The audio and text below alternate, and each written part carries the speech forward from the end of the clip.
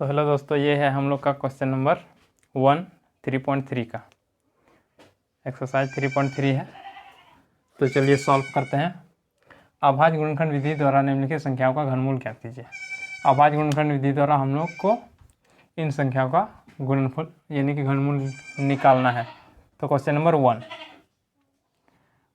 1 है 125। हल कर रहे हैं तो 125 का अभाज्य गुणनखंड 2, यहाँ 5 से 25 और 5 से 5, इसके बराबर आ गया 2, 5 गुना 5 गुना 5, 5 गुना 5 गुना 5, यानी कि 3 5 में से एक 5 निकल जाएगा। तो हम लोग यहाँ लिखेंगे 125 का घनमूल बराबर क्यूब रूट ऑफ 125 का क्यूब रूट।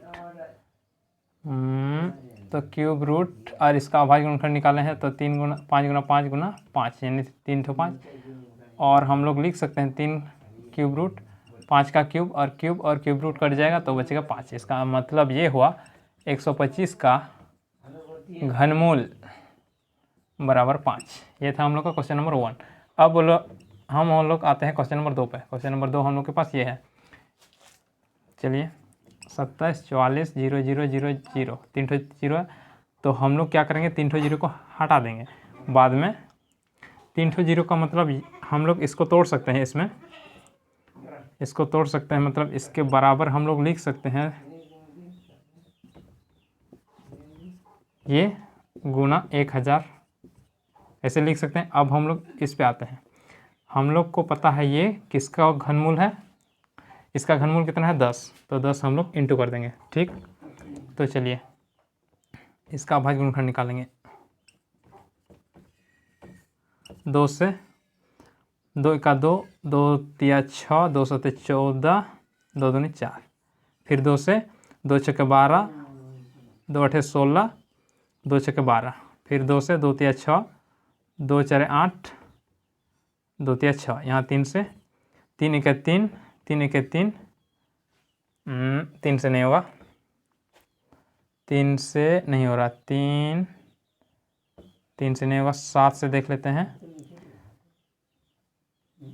7 4 28, 7 4 28, तो 7 4 28 और यहाँ कितना बचा 6, और 7 9 63, फिर 7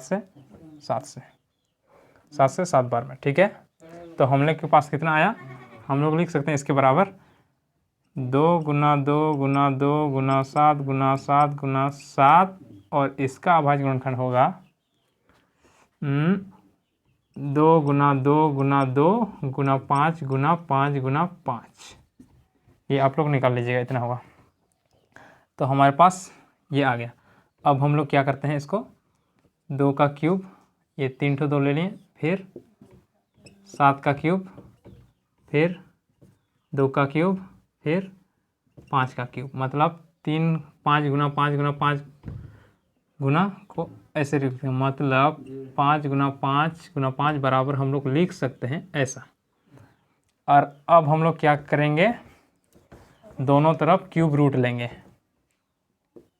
तो क्यूब रूट इसका बराबर, इसका इधर भी क्यूब रूट लेंगे, तो 2 का क्यूब गुना 7 का क्यूब गुना 2 का क्यूब और फिर गुना में 5 का क्यूब। अब हम लोग क्या करते हैं, क्यूब रूट का ही मतलब होता है क्या, घनमूल। अब हम लोग क्या करते हैं, 3 को कॉमन, मतलब पावर में 3 है, उसी को कॉमन कर लेते हैं। तो हमारे पास आएगा 2 गुना 7 गुना 2 गुना 5, और 3 को कॉमन कर लिए, बाहर कर लिए। अब हम लोग काटेंगे क्यूब रूट और क्यूब को, तो हमारे पास बचेगा 2 गुना 7 गुना 2 गुना 5। अब इसको इंटू कर देंगे, 5 दूनी 10, 10 दूनी 20, 20 और 20 सत्ते 140। आंसर, यही हम लोग का आंसर आया 140। इसका मतलब ये होगा, इसका 140 का क्या है, घनमूल है। इसका घनमूल 140 है। अब हम लोग आते हैं क्वेश्चन नंबर 3 पे। क्वेश्चन नंबर 3 हम लोग के पास कितना है, -1331 -1331। इसका हम लोग क्या करेंगे, अभाज्य गुणनखंड कितना होगा, 11 गुना 11 गुना 11, और यहाँ है माइनस। तो हम लोग क्या करते हैं, इसको इस प्रकार लिख सकते हैं, -1 गुना -1 गुना और फिर 11 गुना 11 गुना 11, ये हो गया। और इसमें हम लोग लगा सकते हैं क्यूब, -1 का क्यूब लगा सकते हैं, क्योंकि हम लोग -1 का क्यूब का मतलब -1 गुना -1 गुना -1 गुना -1, क्यूब का मतलब होता है 3 ठो उसी संख्या को गुना करना। तो -1 -1 -1 गुना करेंगे तो माइनस और माइनस गुना होगा तो प्लस आएगा, और प्लस यहाँ प्लस बन गया, और प्लस को फिर माइनस के साथ गुना करेंगे तो माइनस, ठीक है। और 1 को गुना करेंगे तो 1 ही आएगा, मतलब ये बराबर ये हो सकता है, -1 का क्यूब बराबर -1 होता है। हो गया। चलिए अब हम लोग क्या करेंगे, इसको हम लोग लिख सकते हैं 11 का क्यूब, क्योंकि हम लोग अभी अभी देखें 3 संख्या को इस रूप में लिख सकते हैं, मतलब 5 11 गुना 11 गुना 11 बराबर होगा क्या, 11 का क्यूब। 1 2 3, तो यहाँ पावर में 3, यहाँ 11, ठीक हो गया। अब हम लोग क्या करेंगे, दोनों तरफ इस क्यूब रूट लेंगे, यहाँ क्यूब रूट, तो इधर भी लेंगे क्यूब रूट, -1 का क्यूब गुना 11 का क्यूब। अब हम लोग क्या करेंगे, क्यूब रूट को काट देंगे, क्यूब रूट और स्क्वायर क्यूब और क्यूब रूट को काटेंगे, तो हमारे पास आया ये बराबर 3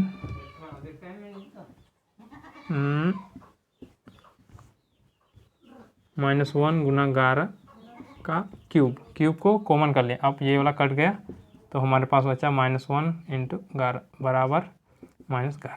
ये आया आंसर। ये किसका आंसर आया, क्वेश्चन नंबर 3 का। अब हम लोग सॉल्व करेंगे क्वेश्चन नंबर 4 को। क्वेश्चन नंबर 4 हम लोग के पास है 32। उसी प्रकार ये भी अभाज्य गुणनखंड आप लोग निकाल लीजिएगा और सॉल्व कर लीजिएगा, क्योंकि वीडियो बहुत लंबा हो जाएगा। ये वाला सॉल्व कर लेते हैं, उसी प्रकार ये वाला भी सॉल्व होगा, ये वाला उसी प्रकार सॉल्व होगा। अभाज्य गुणनखंड इसका निकाल लीजिएगा। चलिए ये वाला सॉल्व कर लेते हैं। 27 और 64, चूँकि इसका अभाज्य गुणनखंड थोड़ा आसान है इसलिए वीडियो ताकि लंबा ना हो जाए। तो इसका क्या होगा, 3 गुना 3 गुना 3, और इसका कितना होता है 4 गुना 4 गुना 4। तो इसमें से कितना 3 ठो 3 में से एक 3 निकलेगा, तो नीचे लिखते हैं इसका क्यूब रूट 27 और 64 बराबर होगा क्यूब रूट इसका 3 का क्यूब और यहाँ क्यूब रूट 4 का क्यूब। तो हमारे पास कितना आया 3 3 9, सॉरी यहाँ क्यूब रूट और क्यूब कट जाएगा, क्यूब रूट और क्यूब कट जाएगा, तो हमारे पास आएगा 3/4। ये आंसर है हम लोग का। तो ये था हम लोग का क्वेश्चन नंबर 1। ये आप लोग सॉल्व कर दीजिएगा। अगर नहीं हो रहा है सॉल्व तो हमको कमेंट कर दीजिएगा। तो ये था हम लोग का क्वेश्चन नंबर 1। अगला क्लास में हम लोग सॉल्व करेंगे क्वेश्चन नंबर 2।